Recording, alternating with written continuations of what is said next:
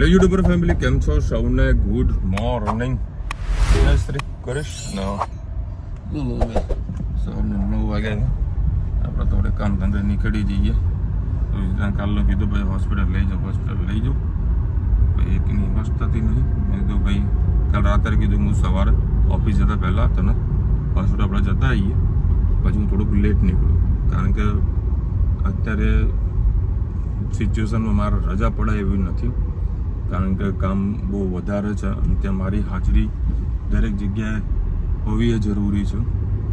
કારણ કે તારે પ્રિન્ટિંગ ને એમ્બ્રોઇડરી ને આ બધું સ્કેનિંગનું કામ ચાલતું હોય એટલે જઈએ એટલે તો જ આ બધા કારીગરો સેમ્પલો બનાવે છે. ઊભા રહીએ તોય કશું કામ નથી કરતા, એટલે મારાથી રજા પડે એવી નથી. એટલે મેં એવું નક્કી કર્યું બધું સવારે હોસ્પિટલમાં બધું કામ પતાવી નાખ્યું. ભાઈ બારોબાર હું કઈ ફેક્ટરી નીકળી જઈશ. બારોજી તાકે કે ભાઈ મારા હાલ નથી જોયું. મમ્મીને ફોન કર્યો, જોડે જતા આવશે તે સારા ડૉક્ટરને બતાવી દેશે. લગભગ અઠવાડિયે પ્રોબ્લેમ ચાલી રહી છે.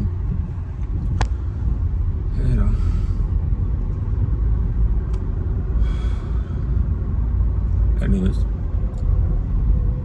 યુરોપની અંદર ગરમી જબરજસ્ત પડી રહી છે. અહીંયા આપણે 40-42 ડિગ્રીની અંદર લોકો ચા પીતા હોય છે ગરમા ગરમ, અને ત્યાં આગળ રોડ પીગળી રહ્યા છે.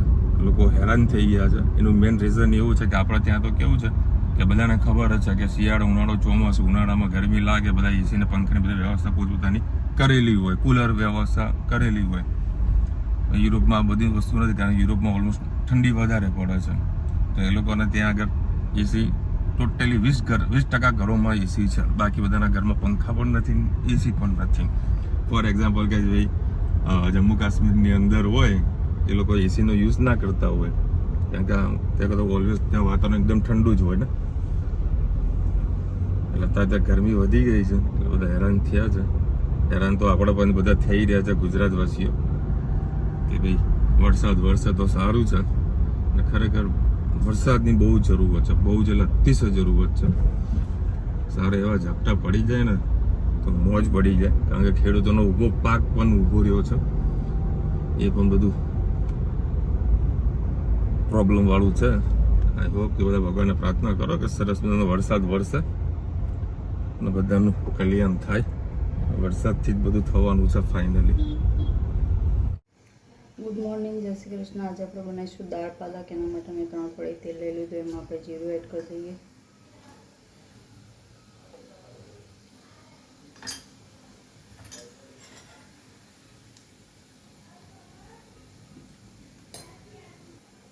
જીરું થઈ જાય એટલે આપણે હિંગ એડ કરીશું. ડુંગળી,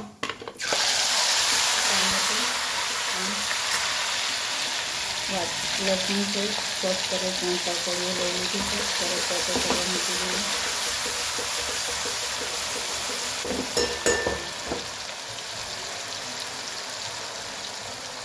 ગરમ થવા દઈએ. હળદર એડ કરીએ, મીઠું, ધાણા જીરું,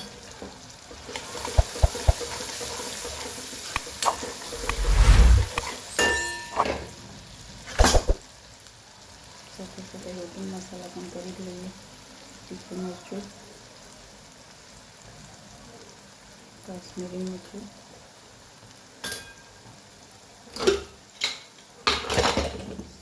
દાળ એડ કરીએ.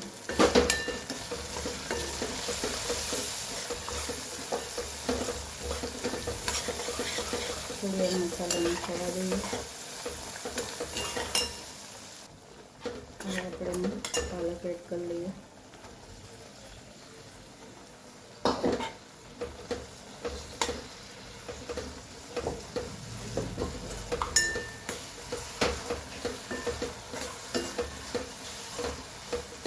પાલકને ઢાંકીને 5-7 મિનિટ થવા દઈએ. પાલક પછી સરસ થઈ ગઈ છે. તેલમાં સરસ છૂટું પડી ગયું છે. હવે આપણે દાળ એડ કરી દઈએ. દાળ પણ જોઈ શકો છો સરસ પાકી ગઈ છે. ચણાની દાળ નાખવાથી ટેસ્ટ ખૂબ જ સરસ આવતો હોય છે.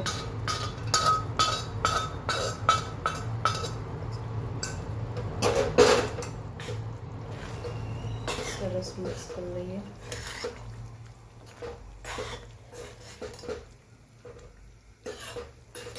કુકર ઉકળે એટલે એમાં લીંબુ એડ કરી દઈશું અને ધાણા એડ કરી દઈશું એટલે સરસ મજાની આપણે દાળ પાલક તૈયાર. આપણે ધાણા એડ કરી દઈએ.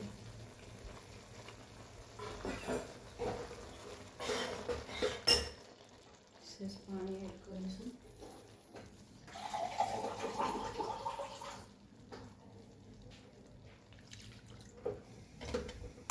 ભાત સાથે ખાવાનું છે એટલે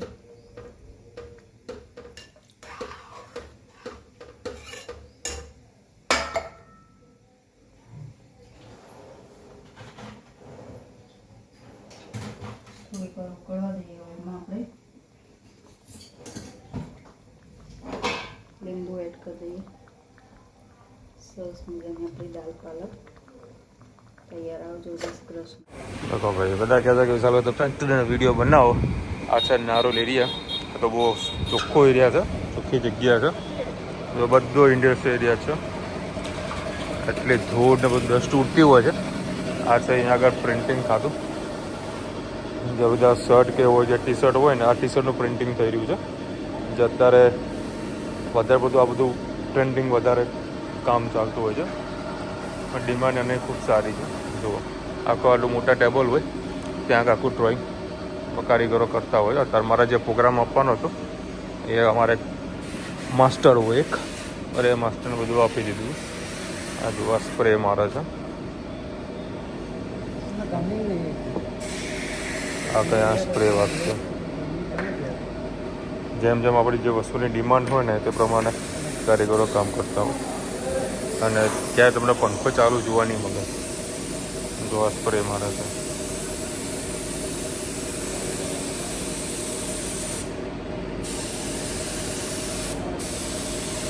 જેવી ડિઝાઇન હોય અને જે આપણે કંઈ કીધું હોય કે આટલું જ કરવાનું છે એટલામાં જે સ્પ્રે કરે.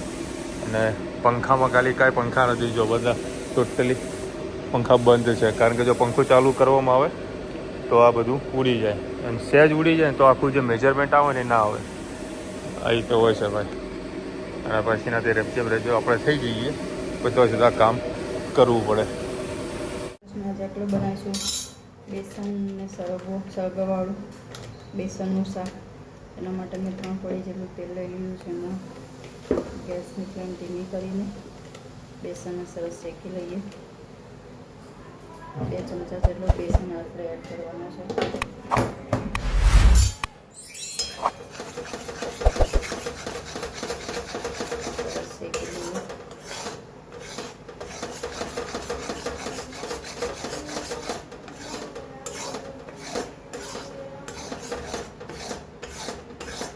એક કળી તેલ નાખીને પણ તમે કરવો કરી શકો છો, પણ સરખું તેલ નાખ્યું છે એટલે સરસ આપણું બેસન શેકાઈ જાય. એમાં પાણીનો ભાગ વધારે હશે કેમ કે બેસન ફૂલીને વધારે થશે, એટલે મેં 2 ચમચા જેટલો નાખ્યો છે. 4 જણને ખાવા માટે તમારો વધારે વ્યક્તિ હોય તો સહેજ એક નાની વાટકીથી પણ ઓછો નાખી શકો છો. આખું તમારું કઢાયું ભરાઈ જશે. વધારે બેસન હશે તો એકદમ ઘટ થઈ જશે, અને થોડું ઓછું બેસન હશે તો તમારે સરસ ગ્રેવીવાળું સરસ શાક થશે. આ ચણા લોટનું શાક પણ બને છે, અને ચવાણું નાખીને ડુંગળી ટામેટાં નાખીને ગ્રેવીવાળું શાક પણ બને છે, એ પણ બનાવીશ. પણ એ છોકરાઓ ખાતા નથી એટલે આજે આપણે આ બેસનનું શાક બનાવીશું. મગની દાળ સમજીને પણ ચણા લોટનું શાક રોટલી સાથે કે ભાખરી સાથે છોકરાઓ ખાઈ લે છે. સરસ આને થોડો લાલ થાય ત્યાં સુધી શેકીશું. બેસન આપણો સરસ શેકાઈ ગયો છે. હવે ઠંડો પડવા દઈએ. એટલે અત્યારે ગરમ ગરમ જ્યારે ખાવાનું હોય ત્યારે શેકીને રાખ્યો છે. હવે છોકરાઓ આવે એટલે આપણે અંદર પાણી અને બીજા મસાલા કરીને સરસ આપણું બેસન કરી લઈશું. ગેસની ફ્લેમ બંધ કરી દઈએ ત્યાં સુધી. ચલો હવે આપણે એમાં મરચાં અને લસણ વાટીને રાખી દઈશું.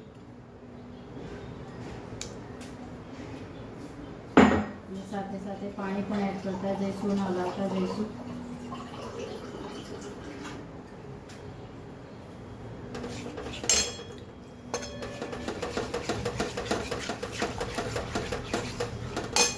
મેં 1 ગ્લાસ પાણી એડ કર્યું છે. ધીમે ધીમે ઉકળશે એટલે બેસન આપણું જાડું થઈ જશે. એમાં આપણે હળદર એડ કરીએ અને સહેજ દાણા જેવું એડ કરી લઈએ. છેલ્લે સરસ ઉકળી જાય પછી આપણે એમાં ધાણા અને બંધ કરતી વખતે સરગવો નાખવાનો છે, નહીં તો સરગવો એકદમ બફાઈ જશે તો ટેસ્ટમાં મજા નહીં આવે. ગેસની ફ્લેમ ધીમે રાખી જોઈ શકો છો આપણો મસ્ત બેસન પાકવા લાગ્યો છે, જાડો થઈ રહ્યો છે. સરસ હલાવતા રહીએ, નીચે ચોંટી ના જાય. એની જરૂર પડે તો ફરીથી પાણી એડ કરીએ.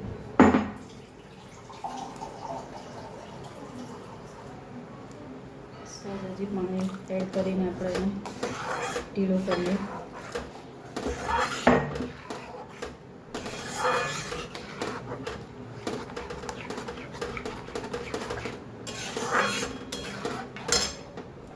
બેસન આપણું સરસ ખદખદવા લાગ્યું છે.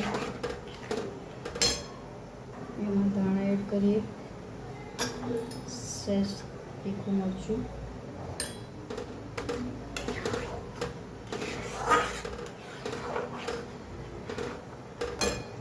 બસ. હવે આપણે એમાં સરગવો નાખી દઈએ.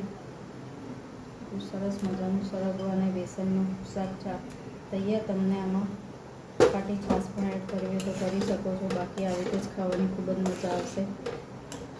છાશ નાખો તો આપણે એને સરગવાની કઢીને રોટલા, અને એમને નાખો તો બેસનનું શાક એકદમ તમારે જાડું રાખવું તો પણ રાખી શકો છો. પણ ભાખરી સાથે ખાવાનું સહેજ આટલું ખાવાની મજા આવશે. ચલો આવજો, જય શ્રી કૃષ્ણ. ચલો ભાઈ 9:30 વાગ્યા છે.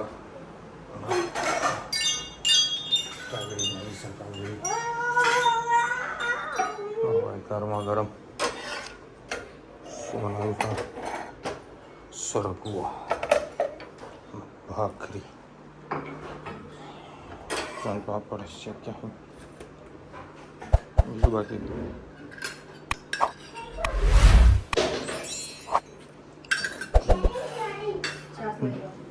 એટલે મૂકજે અહીંયા છાસ. તારા હેરચાનો હોમવર્ક કરવા બેસી ગયા છે.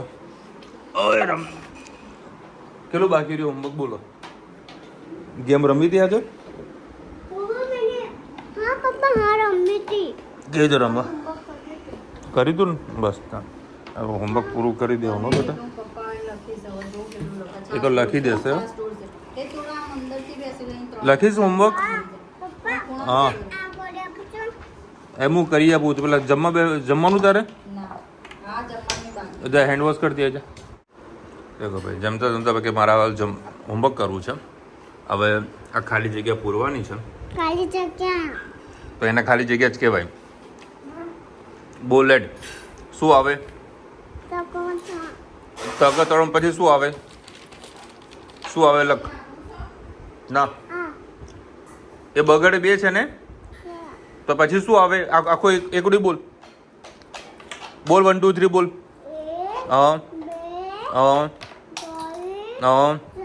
તો પછી અહીંયા શું આવે? ત્રણ પછી તગતરણ તો લખેલું. આ શું છે? એના પછી શું આવે? હા તો લખ ને. પછી શું આવે? હા પછી આ સરકારી સ્કૂલ. 5 પછી શું આવે? અને છે ને દર વખતે પૂછે ને તો 5 પછી 9 જ એના સીધા આવે. બીજું કાંઈ આવડતું નથી. 6 ગળે 6 ના આવે? 6 ના આવે? બોલ 6 ના આવે? આ કેવી રીતે લખાય? તો લખ ને. લો ભાઈ જો આ હોમવર્ક બી પૂરું કરી દીધું છે. હવે ગેમ રમવા બેઠા છે. કાલ રાત્રે જ મેં એવી ગેમ ડિલીટ કરી હતી તો પાછી કેવી રીતે લઈને આવી? કઈ રીતે થઈ જાય એવું તો ના થાય બકા. મારા ગેમ ના થાય ફોન લઈને જતો રહીશ હું. ગેમ બંધ જ કરી દેવાની છે. શું કીધું? આખો દાડો દોર જ મોબાઈલમાં હોય પછી કે બનતા નથી. બાકી તમે જોયું ને સરકારી એક બોલ તો 1 2 3 બોલ ને. દીબડી આલી એ મોટી મોટી. તારો બધું બોલવા જુઓ છે એટલે જોઈજો ને લખતી હોય તો બોલ.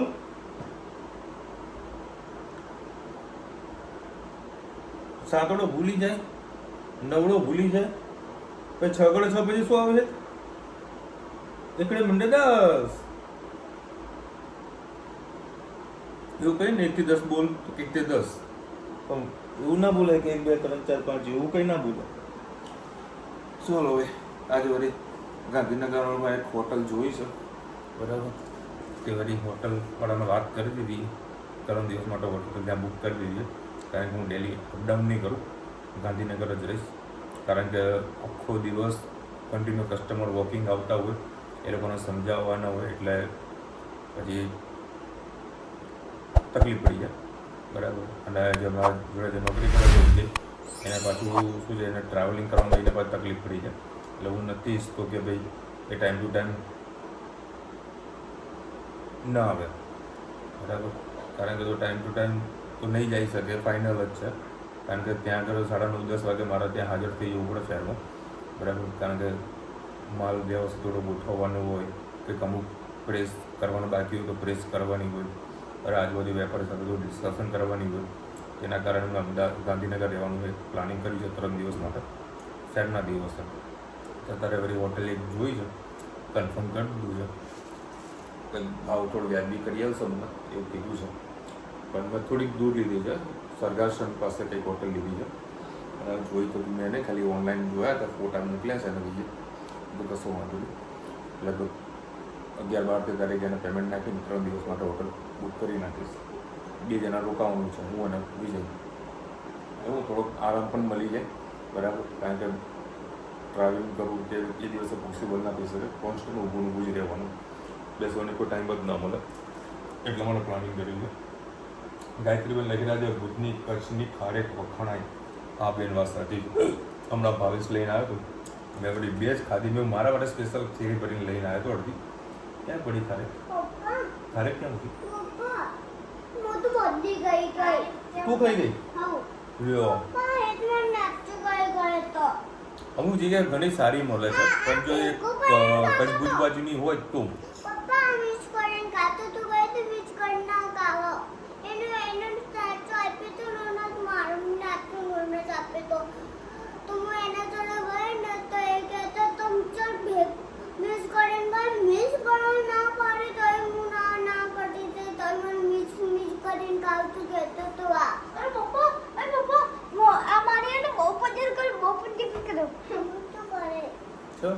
જેવડી તેવડી મોટી મોટી વાલી છે, પણ એકડો બોલવાનું કીધું ત્યારે એકડો તો બોલાય નહીં. પછી સરકારી જેલામાં કશું કહેવાય નહીં ભાઈ. આજે હવે કાલે શીખશે, હે ને? શીખીશ ને તું? હે કે ભાઈ શું કરવાનું? ડાન્સ જ કરવાનું? હા, એ તો ડાન્સ કરવું તો ગમે છે. પાછો વિડીયો ચાલુ કરે ટીવીની અંદર અને ડાન્સના સ્ટેપ શીખ્યા કરે અને આખો દાડો ડાન્સ કરી નાખે. ગરબા તો ગાતા આવડતું છે નહીં? આવડે ગરબા કરતા? આગળ આ ફોટા પડતા આવડે. જુઓ, પચરંગી એવા બધા ફોટા પડશે ને તો ન પૂછો હોય. અલગ અલગ પેલી બકરીઓ, પેલી 2 શિંગડા કાઢેલા હોય, મેકઅપ કરેલું હોય, દિલવાળું, એવા બધા ફોટા પડશે. હા, પછી આ પેલું એ મૂકી છે. જુઓ, આ જુઓ, બસ આ જ એના ધંધા હોય. ડેલી આવાના કંઈક ના કંઈક ફોટા પાડ્યા કરે. જુઓ છે આ પપ્પાનો પડો. ચલો મળીશું નવા વિડીયો સાથે. ત્યાં સુધી એમના પૂરા જાય. જય હિન્દ, ભારત માતા કી જય. અને વિડીયો ગમે તો ફટાફટ લાઈક કરો, શેર કરો, સબસ્ક્રાઇબ કરવાનું ભૂલતા નહીં. રાધે રાધે.